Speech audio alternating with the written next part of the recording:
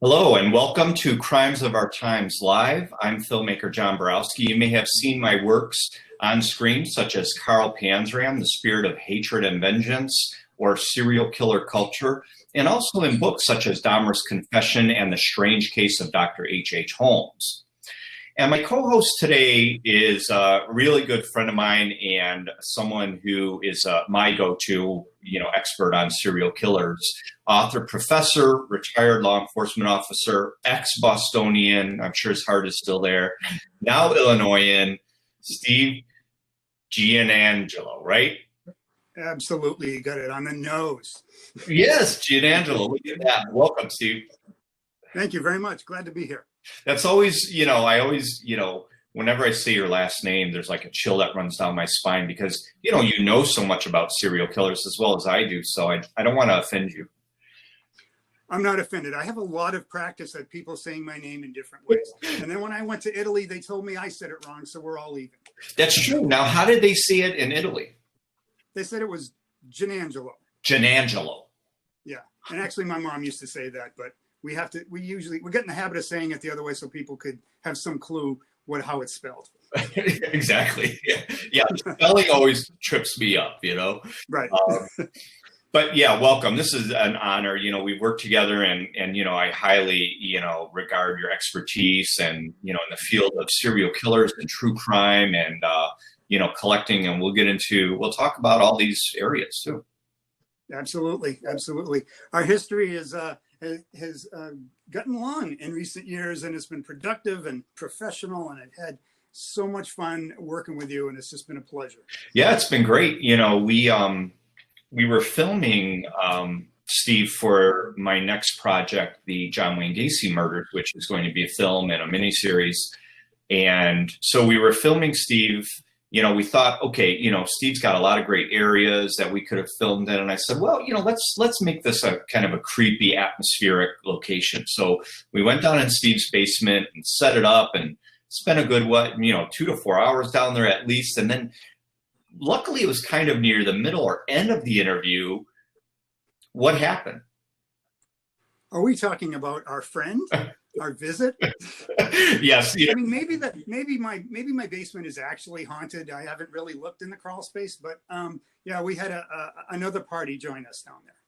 Yeah, we're going to. I think we may have to, title Steve's excerpts from the Gacy film "The Murder of a Cricket" because we felt like murdering that cricket. Because we're interviewing Steve, and then we hear this cricket, and obviously you can't have any sound distortions on the recording, so. We tried to find the cricket, we made noise, and eventually it did quiet down. So, and then we crossed our fingers. And I think when we ended, it started up again. Yeah, I think he chased us out of there. It was a fine job, though. I thought it was interesting sound effects, so it didn't bother me. Yeah, could have added, hey, if it was a night scene outside Gacy's place or whatever, and we were talking about the murders, it would have worked, Absolutely. Absolutely. So I just wanted to give the viewers a little bit of background about how I was introduced to your work. So I believe it was mid to late 90s. This book says copyright 1996. So if people could see that, it's The Psychopathology of Serial Murder, A Theory of Violence. And it kind of looks pink on here, but it's actually red. So when I found this at a bookstore, of course, you're going to be drawn to this red cover at first. It's just all red. So I'm like, okay, blood red. This is perfect. Blood red it is. Right? Whoever made that choice, I don't know if it was you or your publisher, but actually the first edition was black. I like the red better. Yeah, I like the red better. So this is how I was introduced to it. When did this book come out? Do you remember? It did come out in 1996. Okay, and that was around the time I found it in a bookstore, and I had begun at that time kind of, getting into serial killers and studying H.H. Holmes, and that was when I was just getting out of college and starting my H.H. Holmes film. And this book was and still is my go-to book on, a serial homicide. And, it was interesting that, we'll get to, where it wound up. But again, this was a great book. Is this still in print, Steve? People could get this? They can still get it from the publisher. Okay. Yeah. So yeah. I think it's a collectible right now more than anything, but Yeah. it's you can get it straight from the publisher. Yeah, I would highly recommend all of Steve's books, but definitely, check out this one to be introduced to it. So, that was the book that started my interest in serial killers. And then, I had, which I still do, a whole shelving system with all my true crime books. And Steve's book, this book, the Psychopathology of Serial Murder, this was on the top shelf where it should be, and we'll get back to that later. But then around, I think 2012, maybe it was 2012, that second crime scene or the first one in Indianapolis. I don't know. I think it was the second one. I think it was the second one because I wasn't at the first one. Right. So there was a convention in Indianapolis called the Crime Scene, and there were several of them. There were 2 or 3, and when I had attended the second one as a guest, Merle Allen was there performing with the Murder Junkies. There were a lot of, other, special guests, but I had no idea that Steve was there. And I had just run into him and told him, how much I didn't realize he was the same person that wrote that first book. And then he was there with his new book, Real Life Monsters. So this is how we actually finally met in person when, I bought this book from you.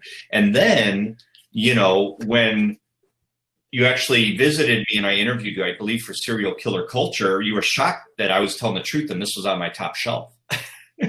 I was. I tell people that story all the time because, sometimes, you have people that look you up because you're an author and maybe you'll do a radio interview or something like that. And that's fine. And 9 out of 10 times they say, I thought the book was really good and I almost want to test them a little bit, but I don't because I don't want to hear the answer to it. But we went there and I sat in front of your bookshelf. And I mean, there's pictures still of me sitting in front of your bookshelf and some screenshots from that film. And I looked up and I saw that red cover. I'm like, you really did own that book. And you just laughed. You thought that was hilarious, but that was pretty fun. Yeah, and both of those books. And I'm even lucky enough to own the Polish version. I can't read it. I'm Polish. I can't either. Wait a minute, you should be able to read it. I know. I mean, I can't. I mean, I'm an American, but with a Polish background, I'm starting to say I'm Polish and on the go in a good way. Not a bad way, in a good way. But, again, I would highly recommend, people, seek out these books. They're phenomenal. Talk to me, Steve, about the beginnings of these books or, especially this one and some of your beginnings. Well, I've always been interested in psychology as far as an educational direction. When I went to get my master's degree, I started out in clinical psychology, but I knew I wanted to really emphasize criminal psychology and sort of intertwine that with abnormal psychology. And back when I was doing it, it wasn't as common as it is today. So we were kind of finding our way. When I was a grad student, I was a student of Dr. Steve Egger, and Egger was one of the early pioneers in this business. He wrote a series of books, Killers Among Us and all that. And he's, he became my mentor. I have to say, he's the person that sort of guided me in that direction, even though I knew that was the direction I wanted to go in. But after that class, I kind of tailored my master's degree towards forensic psychology and looking at serial killers. And I did a master's thesis on an original psychological idea I had about the serial killer and the serial killer personality, because most of the serial killer literature that was out there, everything that I was reading, everything that Dr. Egger was reading was more sociological, more globally based. And I wanted to look at abnormal psych and how it applied to the serial killer personality. So to make a long story short, my master's thesis ended up being about 200 pages, which was excessive. And my master's committee also thought it was excessive. And they said, you should do something with this. You should publish it. You should use it for a PhD dissertation. There's way too much work here, So one thing led to another. I actually did a proposal to Dr. Egger's book company, and they signed it to a contract right away, actually, and I didn't change much of it at all other than the format, and that's what became the first book. Excellent. Yeah. And again, this first book, and I'm not sure if you have it in the second book, but something, of course, we're all fascinated by serial killers, but one of the things that stood out to me is you had some records in here from Bob Berdella, who would torture his victims and electrocute them and eventually murder them.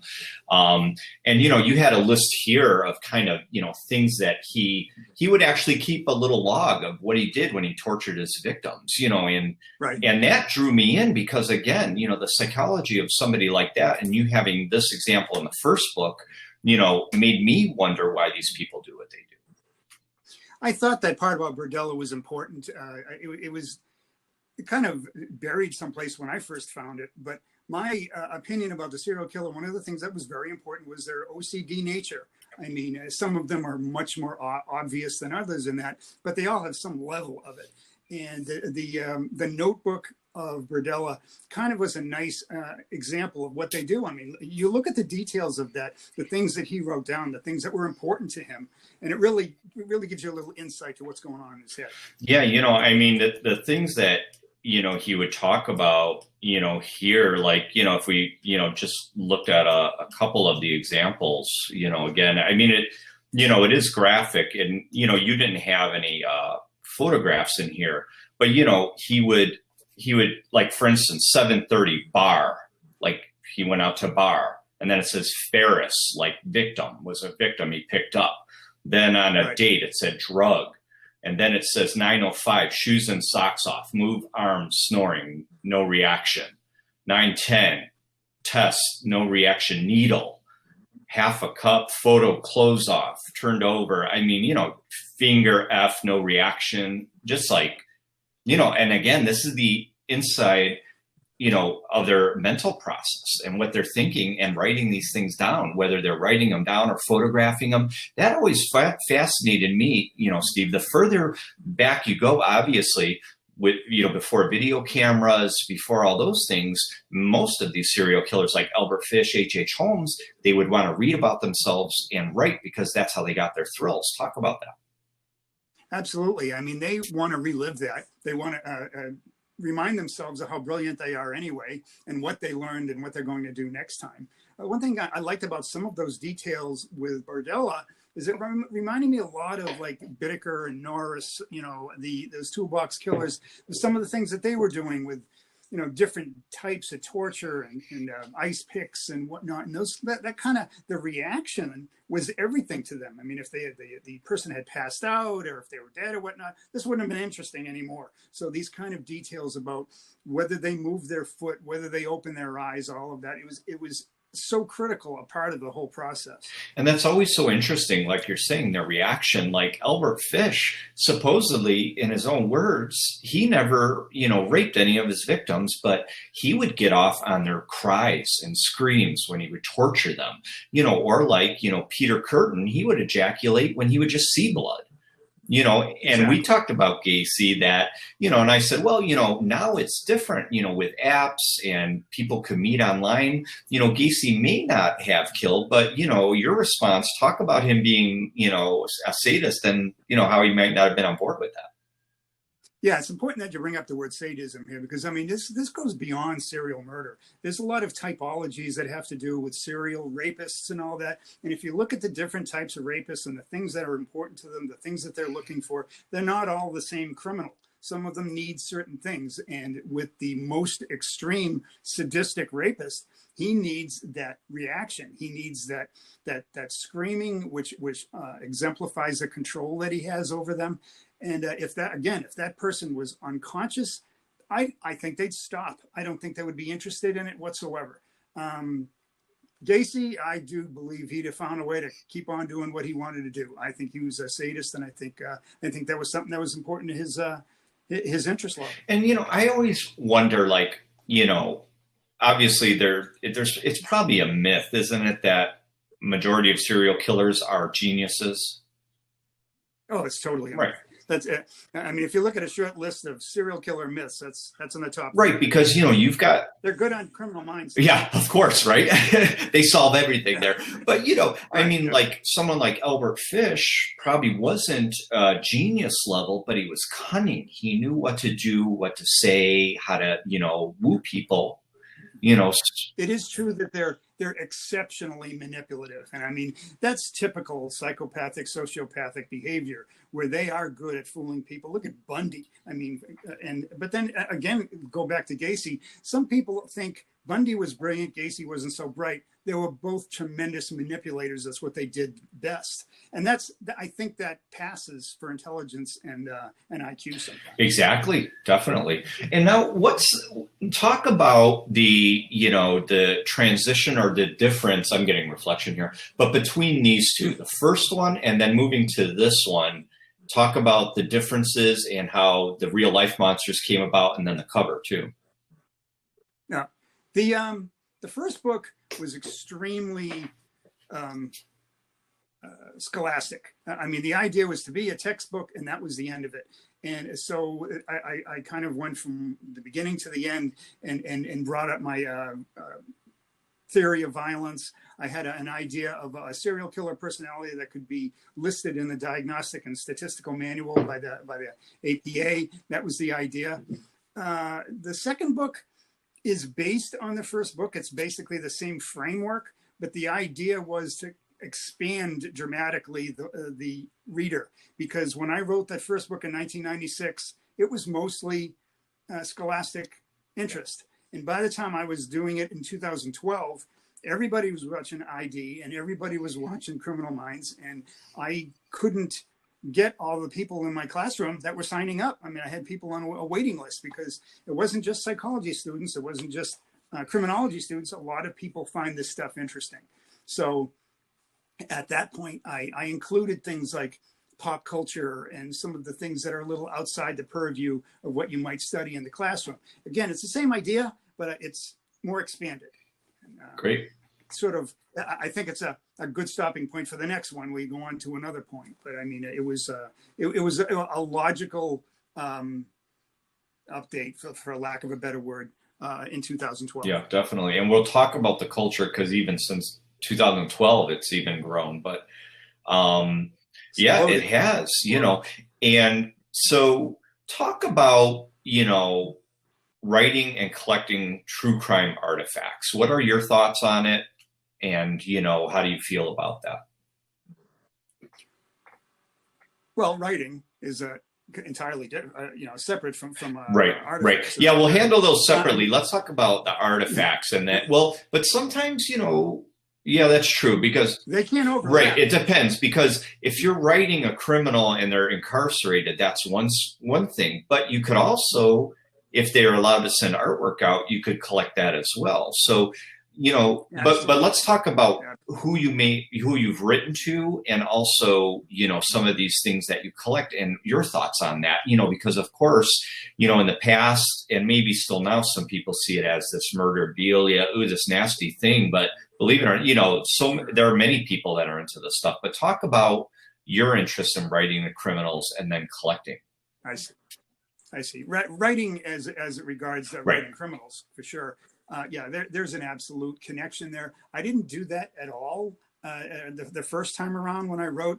That was interesting. Now that I think about it, one of the extra credit assignment in Dr. Egger's class was write to a serial killer. And I thought back then, like, are you kidding? Do people really do that? And he also had a flyer that he passed around the class that he had picked up of somebody selling John Wayne Gacy paintings. And that was the first time I ever heard about it, with a price list and all that. And again, it was something I really had to think about. I hadn't even thought of that concept. But down the road, if you are trying to get into somebody's head or a group of individuals' heads, you can't always go to a prison and sit there and talk to them. The one big thing that I didn't mention about the newer book is that it has an entirely new chapter based on an individual that I was writing to, and then I went and interviewed a couple of times in the prison, and that was another experience altogether. I mean, it was a hard to explain experience as far as the information that we exchanged and where we went with and all that. But that was the main difference that I was looking for in the term of content, is that I wanted to get direct influence from serial killers. I wanted them to tell me things. I wanted them to answer questions. The first time I tried it, I wrote a letter to Dahmer, and I included a self-addressed stamped envelope. And being a green grad student, I didn't know that you can't send a stamped envelope to a prisoner. So they sent it back to me with a little letter saying, don't do that. These are bad things. So by the time I wrote him back, he had been murdered in prison. So that was my first attempt at actually trying to write to a serial killer.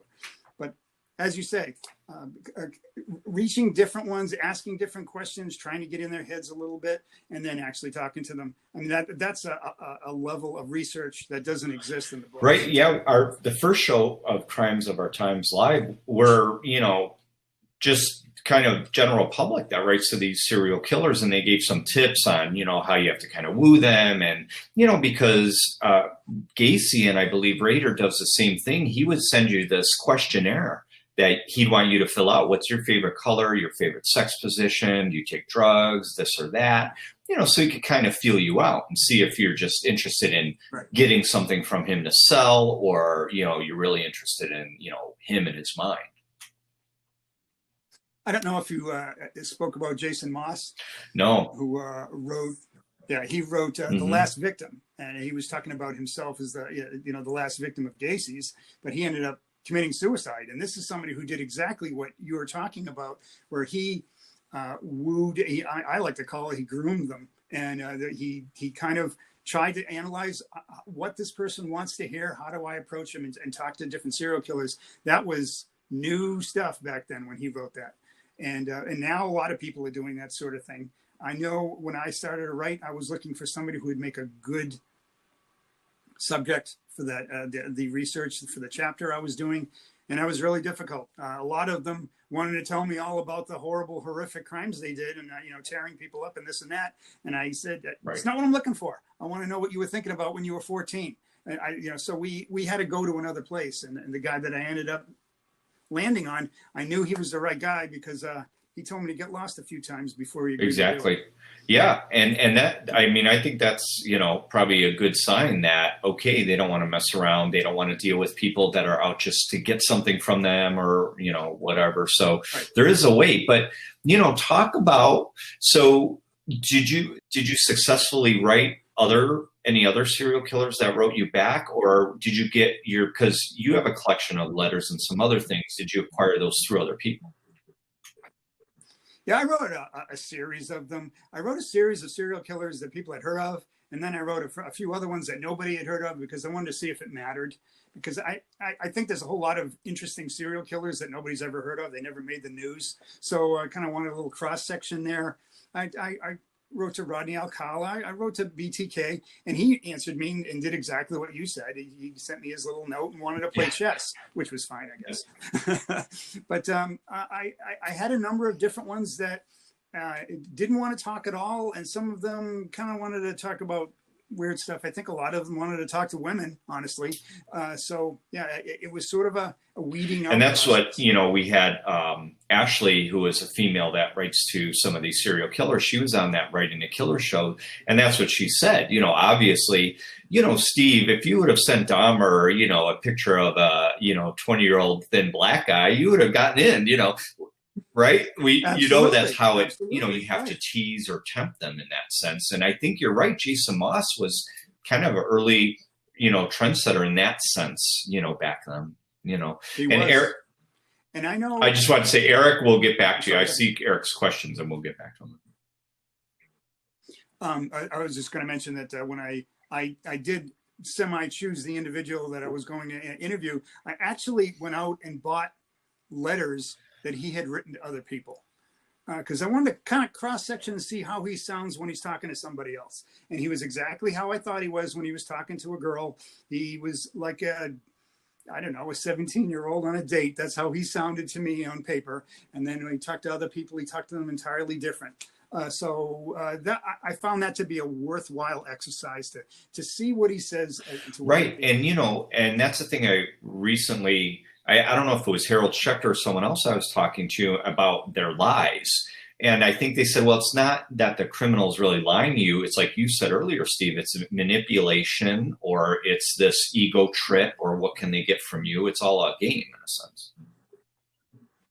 Sure. And, you're talking about a psychopath. I mean, you talk about somebody who spent their whole life lying and being pretty comfortable at it and manipulating people. So I didn't go into this thinking that he's going to be completely honest, but he surprised me, honestly, with the frankness that he answered some of the questions with, because he didn't give me answers that would make your eyes bug out, but he answered some other questions that made you really sit and think about it a little bit. And I was lucky getting the right guy. Yeah. And we're going to talk a little bit more about him, but so then, there's some letters you own, but, I think Eric was asking about, what got you into collecting Gacy's art, and what have been your reactions from your friends or family?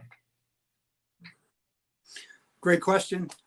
When I was involved in clinical psych, I found the analysis of prisoner artwork to be fascinating. And this was something that nobody had discussed beyond some terrible color by number artwork that somebody with schizophrenia did, that you went, wow, does that look like somebody who has schizophrenia? What do you think? I mean, there's a legitimate field of study of looking at artwork by people who are mentally ill and by people who are criminals. So as I looked at the big picture, one thing about Gacy's artwork that kind of came to me was that it was more mainstream. I mean, that there's some people had actually heard about it. There are people that don't now know that much about John Wayne Gacy that know about pogo paintings. So it seemed to me, starting out and finding an actual pogo painting and giving this a long look was worth my time.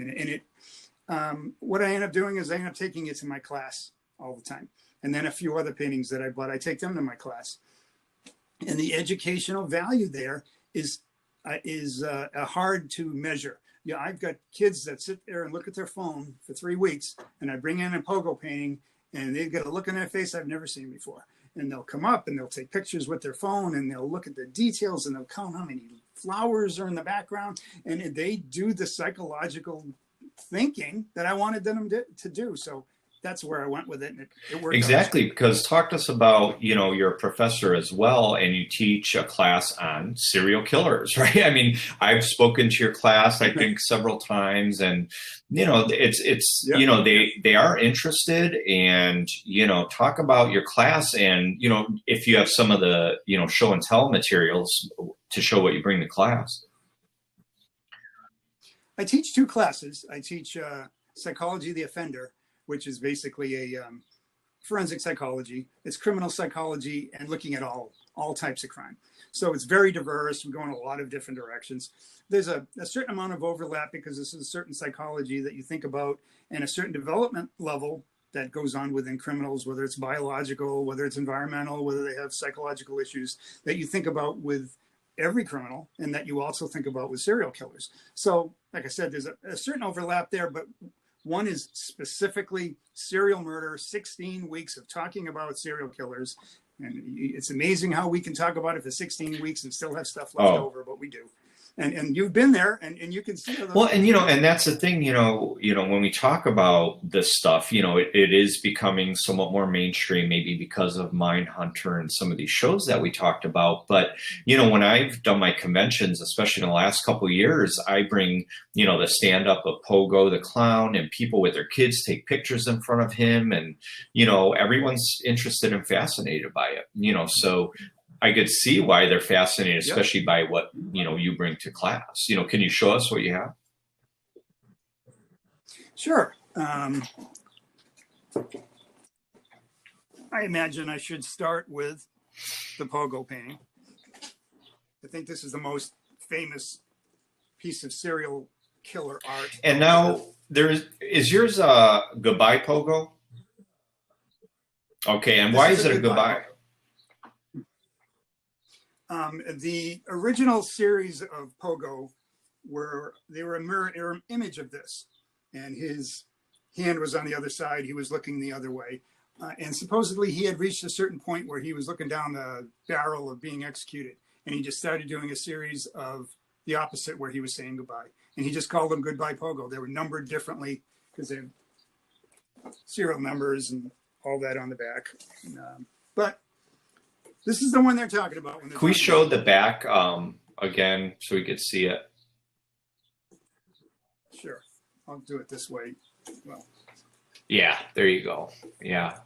Yeah. And that's, I know. And that's how you could tell that they're originals as well. Right. There's people faking them. And if you look at a few of these, I think you get a pretty good idea what a real one is. But I think some people could get Yeah.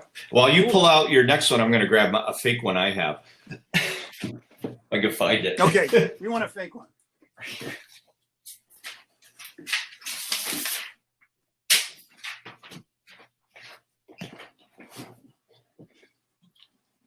So this is my fake one. Aha. See, now that one's a lot easier. Yeah, this one's simple. I think. Yeah, very simple. I've seen the original to that. I almost actually had a chance to buy one recently. This is a fake, though. Is that print in the back? Yeah, like just a copy? Like, it's a copy. Yeah, I'll bet that's where you can. I bet that's where that shows. Yep. That's This is just a copy. Yeah. Yeah. Yeah. Not bad. And what other ones you have now? I'm sure you're going to save like the best for last. Don't you have one where they're coming out of the cave and they're all carrying digging tools? I do. Oh, yeah.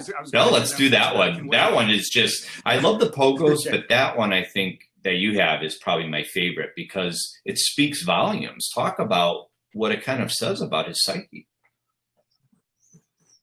Yeah, I thought the Pogo was an interesting example of psychology and a criminal. But then I was exposed to this other series that are called the Hi-Ho series. And what they are is they're the Disney character Seven Dwarfs.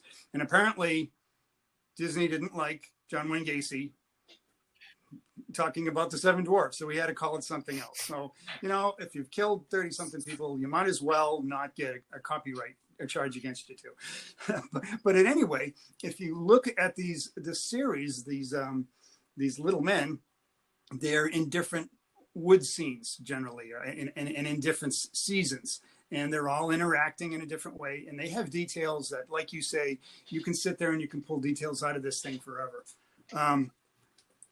A lot of people, when they take the class, this is the one they like best. And I think this is the one you're talking about. Yeah, that's it. That one's great. Yeah, held up a little bit, just a little higher. Yeah, there you go. Yeah, because you could see as they come out, from the left out of the cave, which that's his crawl space in a sense. And they have all these digging tools, just like they were digging the bodies in the crawl space. So one could be Mike Rossi, one could be David Cram. Right, exactly. I mean, this isn't subtle.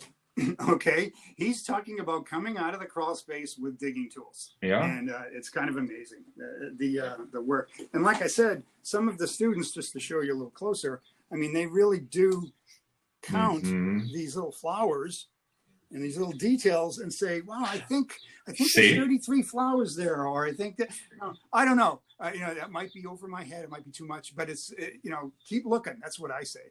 So I think this one is amazing. One other thing I liked about this one is that he actually signed this to somebody named Steve. So it's the faces of the little men express the many moods in our lives. Good health. Oh, he is, I mean, and that's what I also find interesting about the duality of the serial killer. Like before BTK killed one of his victims, he put a pillow under their head, that there is this strange kind of, I still can't fathom that. How do you, I look at that kind of behavior. I've seen it a couple of different times. And to me, I think it's a classic example of the psychopath trying to pretend that they're human. If you ever have listened to the Bundy interview, the last one before. I mean, I could watch it 100 times. I showed it in class because it's brilliant. But I mean, you can watch him lie, and you can watch him try to pretend that he's a human being. And when they ask him about remorse and being sorry, he spends 5 minutes talking about it because he doesn't know what it is. And he just tries to describe it. He's trying to think about what this remorse thing is that everybody's talking about. Well, when you have somebody like BTK, using that pillow, I thought the same thing. I thought, here's somebody who's trying to pretend to be a human being for a second. Yeah, in his life. no, that makes sense. That's what I think it is. Do you know how much the Pogos or the Gacys go for now, the range? Do you know what they're going for? If you read some of the articles that come out all the time, I should pay the house off today, but that's not, those numbers are crazy. I mean, they're just not right. They started out a couple of $100 a piece, basically. I've heard common sales between, I don't know, $3,000 and $5,000. I think that's about right. That seems to be a reasonable range for those sort of things. The hardest thing is buying them. I mean, you can't just go down to Walmart and buy one, and you can't go down to your art store and buy one either. So, it's more than just paying for it, and not to mention, it's very odd when you get reactions from people. I had a guy come in the house and do some work for me once, and actually walked in, and I had Pogo in the living room. And he said, "Is that Pogo the clown?" I said, "It is. Good for you." And I was very impressed that he knew what it was. And it doesn't seem to bother your wife, though, right? Oh, no, she thinks it's great. She was the first one to say, "Let's go." There you go. And, I was told once that a magician never reveals their secrets. But, where do you get this stuff? You don't have to tell us. But, I mean, it just kind of comes to you. Or, I mean, we all know kind of the same people anyway. The first Pogo, the first thing I bought was the Pogo. And I actually found it on eBay. And they had been banned from eBay by that point in time. And somebody had John Wayne Gacy little flower pictures. They were non-offensive, but I guess they were real. And I took a good look at him, and I thought, wow, that'll be on here for about another 10 minutes before eBay sees this and they take it down. So I contacted him and I said, kind of looking for a Pogo. What do you think? And he says, I have one of those. And I said, keep talking. And he actually sent me a photograph of the painting. And it was about an hour from where I lived. And I thought, well, okay. And then I said, I'm kind of concerned about them being real because I'm new at this. I feel like I could get taken.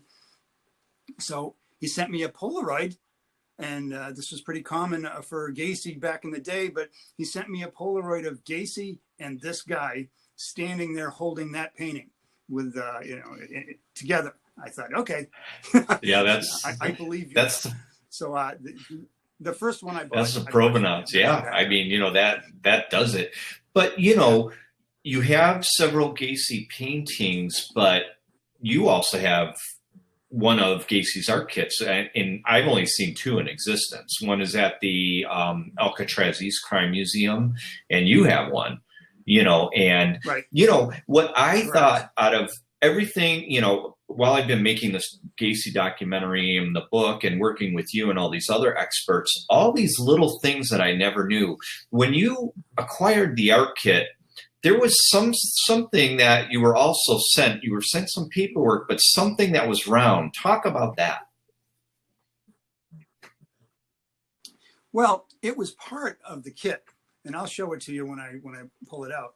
But the art kit is what you would expect from a watercolor art kit that's many years old. It's all stuck together, and the paint is solidified. It's kind of a mess. And anybody that worked with those art kits, they it's kind of splashing all over the place. It's what you would expect it to be. So when I went through this kit, and I was carefully taking photos of every little thing as I took it out, so I would remember where it was sitting originally. I wanted to document exactly all that. First of all, it came with some amazing paperwork, the kind of things that make people buy things. And in this particular thing, it had a full paper trail all the way back to his prison and his the numbers and all that. It was all very real. It was very easy to identify as being a real piece at that point. Another item that I found there was stuck to the bottom of the box was a orange sherbet cup lid. I don't know if it was sherbet ice cream or sherbet, or just orange sherbet or whatever it was. But I had been told before by one of the many people I had spoken to that they said that he used to use an ice cream cup lid or something like that, a perfectly little round one to make the circles for the balloons on the painting for Pogo. And I immediately took that out, walked over, and fit like a glove. Yeah, when you showed that to me, I thought it was like, and we held it up, to the Pogo, and it fit perfectly, So what else do you have to show us? Show and tell time. Well, before I get on to that, I'll go with one more of the little men. This is another one that's really popular in the class. You can see the whole thing. A little higher. This is called the Campfire. Yeah, there you go. Yeah. This, he's not the best artist. This one's pretty good. It's a little better than the other ones. But if you look at it, this is all about the interaction of the individuals. And supposedly, the conventional wisdom is that Gacy thought he was the character Doc, who's in the middle. And there's different people that didn't believe what he was saying. They were kind of skeptical. Other people listening, with rapture, what he could be talking about. And it really did kind of describe his connection to people, because he wanted to impress people. He wanted to be the smartest guy in the room. He wanted to be the guy that everybody respected and looked up to. And you think of that when you see how these people interact. He's telling Grumpy, that Lasso Opso, when he piddled on my kitchen floor, that was the smell, and that was from the smell. That's where the smell came from. I don't know what you're talking about. That was interesting. And I know you also have another one where you probably don't have, I don't know if you have it with you, but the one where they're skating on the ice. That's like my second favorite. I like that a lot too. Yeah. Actually, I do have it. And this one has a special place in my heart, because I grew up in New England. Just a little higher. This reminds me where I grew up. I grew up across the street from a pond that froze every winter, and we'd go over the pond and we'd play hockey until it was too dark to see anymore. And when I saw this painting, you don't see this one very often. This one's kind of, I don't know if it's rare, but there's not as many floating around. This is the one I just enjoy this painting. I have it in my living room. Love I just that like one to look too. at it. Great.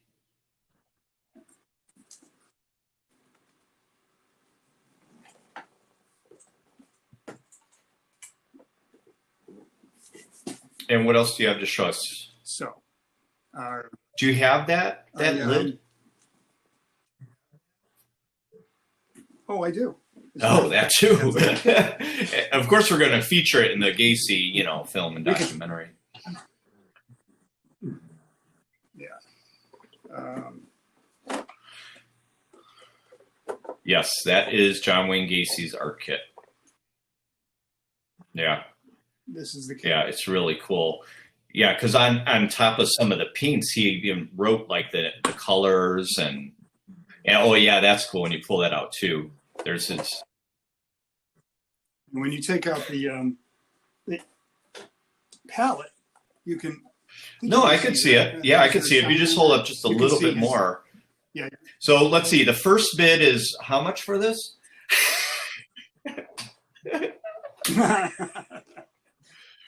Yeah, that was awesome. Could you show us one of the tops of the paint can things that he wrote on it, like the white maybe?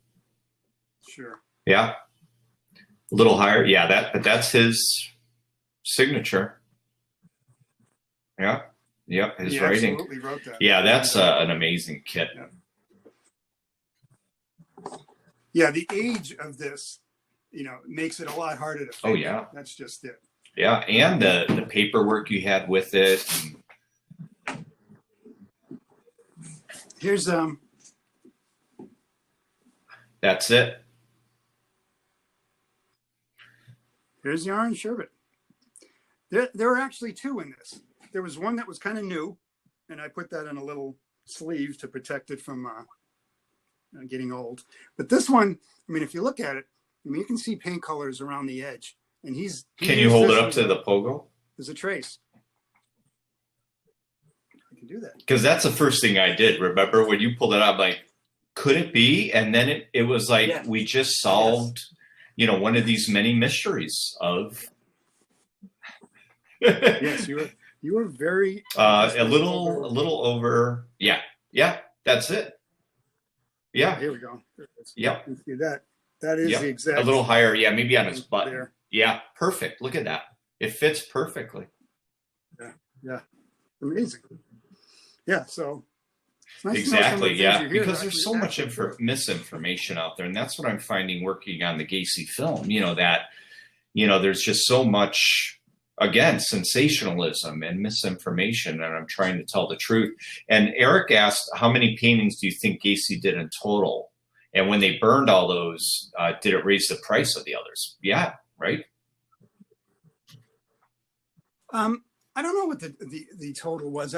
I've heard people say numbers, but I can't imagine how anybody outside of Rick Staten who have a good number who could answer that question. So I don't even want to throw a number out there that's not right. But I will say that when that one individual bought a bunch of them and burned them publicly, to make some sort of a point, he made these paintings a lot more famous and a lot more valuable. I mean, he couldn't possibly have accomplished the opposite. Exactly.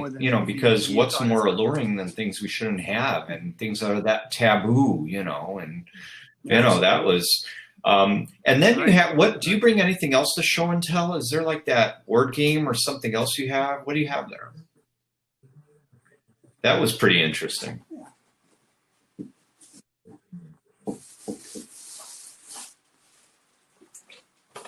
Now, this is another popular item that was made in the early 90s.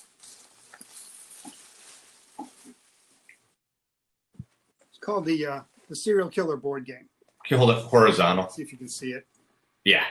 So it's the United States, and what is that? It's in a bag? Right. And the point of the United States map is that you get a little token, and you travel around the country killing people. And you try to acquire enough money so when you get caught, you can afford a better lawyer. And you try not to get caught in a death penalty state, which is kind of comical. But they're all kind of handmade. We still have to play that one. You and I have never played that board game, but I played that. There was another serial killer board game I played, and it was very confusing. And another detail about this, which was some people found offensive. This is actually a child's body bag. Is what? Yeah, I could see how that would have offended people, especially back then. Yeah, there were enough. Yeah, it was early 90s, and people get upset over it. There were other items in it, like the money. They had little tokens for the amount of kills that you got. Unfortunately, they were little baby tokens, so that kind of got people a little annoyed. But well, and that's interesting because you're an ex-law enforcement officer, and now this is kind of this whole serial killer true crime thing has blown up. What is it like? Academic, professionals studying this stuff versus people involved in the culture. There's kind of an overlap, and some people can't walk that tightrope. Like for instance, a girl contacted me yesterday. She was making bookmarks and she wanted to put serial killer quotes on them. But she said, before I show this to you, I want to know if you're going to be offended. And I said, I fit in on the academic side and the culture side. So I'm not offended. How do you feel about this stuff? Because you're ex-law enforcement. And what I tell people is, they say, oh, some of this could be weird, Bob. I said, I know people in law enforcement that collect this stuff because they're fascinated by it as well.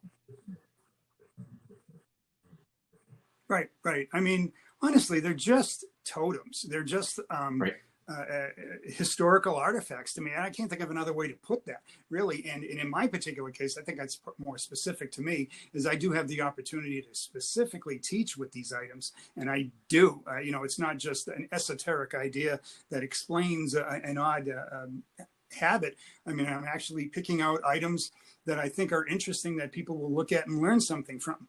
I ran into an individual who contacted me from Florida, whose father was one of Bundy's last attorneys. and he told me that he had a ton of letters and whatnot. And I went down to Florida and looked at his stuff, and it was fascinating. And out of all the letters that he had there, I ended up buying one letter from him because I wanted to take it to class. And this particular letter has to do with Bundy's interpretation of the statute on using hypnosis in the courtroom, and other precedent, and how this would be interpreted, and how it could possibly work out for him upon appeal. And I mean, this guy didn't act like his attorney by putting a suit on and walking around and acting like he knew what he was doing. The guy was that bright, and he did have that kind of insight. And that letter, to me, just crawled in his head, and it just told you who this guy was and what he thought about. So I understand why some people get offended by it. I understand why some people just don't see it that way. I get it. I don't argue with them. I have no interest in arguing with them. I feel that my position is there's a very valid educational value to it. I agree, because in a lot of their letters, they may say revealing things, they may, lie, but if there are, I think, things that we could glean, but like you said, they are manipulative. So I think you recall the first crime scene, right? Keith Jesperson, the serial killer, he wrote to me there saying, he heard about me and he wanted me to do a documentary on him. And I wasn't too interested, but years later I contacted him. And, I was writing him for a whole year in order to try and lock him into this thing. And all the time he's asking me for money and art supplies, and I didn't pay him. But then, of course, at the end of the year, he says, when I wanted to lock him down and say, okay, I'm ready to, let's do a mini series or something. Oh no, somebody else is, I'm working with somebody else. He manipulated me, and I should have known that, but in a sense, I'm going to get the last word because I'm going to publish those letters anyway. So, but it's refreshing to see someone, that is from the law enforcement field that, recognizes the educational aspect of these items as, part of that culture as well as academia. Yeah, for sure. And we have to be absolutely fair. I mean, there are people that use stuff like this for the wrong reasons. I mean, some of the graphic murder porn and some of the thing that you see out there that has no redeeming value whatsoever, and they're just using it to shock somebody, or they're just using it to get attention, or to have some show or whatever it is. There's clearly those out there that are misusing it, and it shouldn't be done in that process. I mean, so I'm not giving a blanket statement to all of it. I totally agree. Somebody asked about your hockey interest. Yeah. My hockey interest, well, I'm a lifelong hockey player, and that's what brought me to the Midwest. Played college hockey and came out here to play after college. And they said they saw some pads in the background. Nice. Yeah, Eric is great. Eric's awesome. Yeah, and we have Sam Hain from the UK. He's loving your Gacy artworks too and stuff. I just think this is great. So what's in your future? Are you working on another book? I am. I'm working on a new book. It's with the same publisher. I'm trying to look at the serial killer today. That's basically what we're looking at.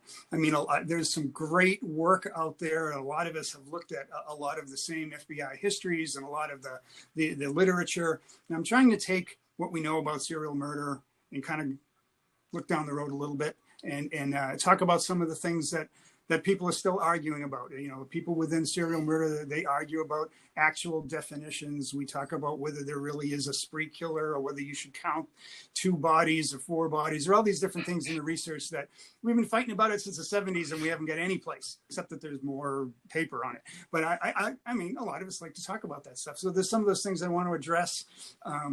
There are some things these days about your field, and things that I want to pick your brain about as far as pop culture, about entertainment, about its place in society today, because I thought it was popular in the 90s when Silence of the Lambs was out. And in the last 5 years or so, I mean, you could just pay Netflix's bills on their serial killer content. So, I mean, the people are still absolutely wild over it. It was interesting because I first talked to my editor. he said, it seems to me that there's more mass murders out there. Why are people more interested in serial killers?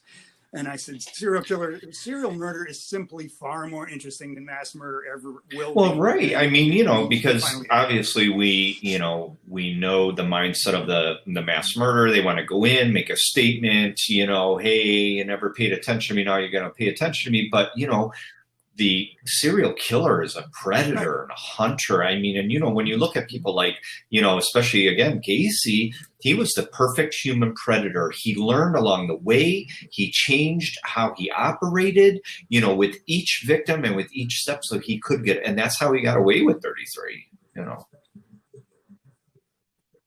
And that's exactly right. And that's the difference. I mean, a serial killer wants to succeed over time.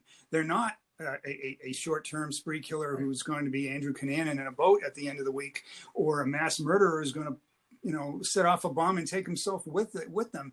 He wants to continue. He wants to get 50. He wants to get 100. That's what he wants to do more often than not.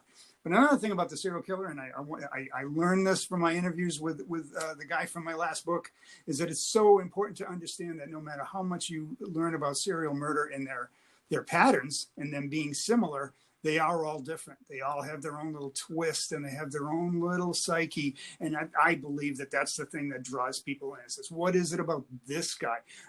One thing I want to talk about in the new book is some of the new behaviors that's going on that we've never heard of before. And it's fascinating. Yeah, and that's what I pulled from, your last book, The Real Life Monsters, that we, because before, I read your works, it was the FBI saying, oh, they've got to be a bedwetter, a fire starter, cruelty to animals, this and that. And they put them all under this one blanket. But then as time, and especially reading your works, we have to take each one on an individual basis, because you can't say, because, that we've seen pictures of Gacy when he was a kid, when he had a dog, when he was caught, apprehended, he had a dog. He never abused animals. Exactly. He may have wet his bed, but he never started fires that I know of. So it's like, what was good back then isn't, the same knowledge now that we have, and it does change. Sure. Yeah, we learn more. I mean, my teacher, Steve Egger, he said to me once after we were both teaching, he said, you know what, the more I learn about this topic, the less I realize I know. He told me that a couple of times. And and that's kind of what I've learned over time, that, you just can't put them in the holes because they don't fit, and it's just take each one on the individual basis, learn about them, and, what can we learn from them? And that's why I think it's important to, study their writings, artwork, psychology, and whatever we can, while they're around. And where could people get your works? On Amazon or?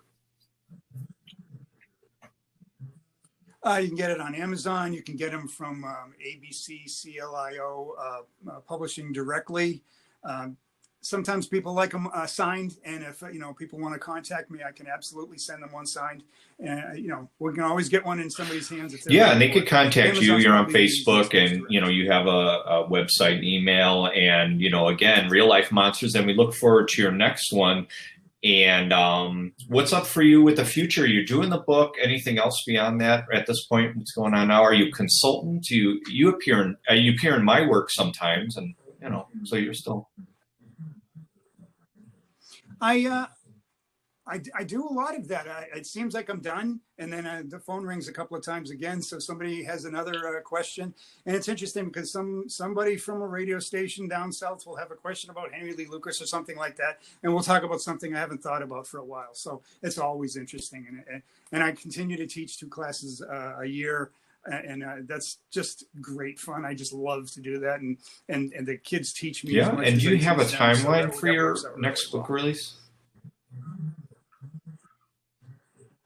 No, that makes sense. But before then, people will be able to see you in Serial Killer Culture TV. You're going to be in the Jesse Pomeroy episode coming up, and then also the Gacy film. And we got about a minute. Is there anything else you want to plug? It's been a pleasure. This has been great, Steve.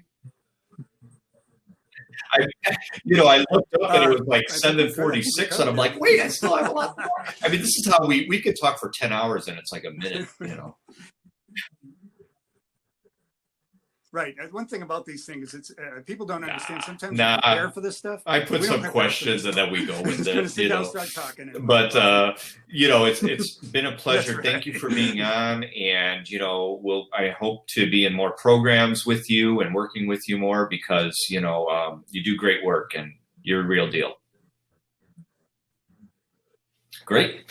Thank you so much, Steve. We're wrapping up here in like 20 seconds. Thank you, everybody, for viewing and checking out Crimes of Our Times Live. Next up is Beyond the Rainbow, True Crimes of the LGBT. Thank you, everyone, for participating, viewing this week. Join us next Thursday. Thank you very much. Thanks, Steve. See you. Take care. Thank you.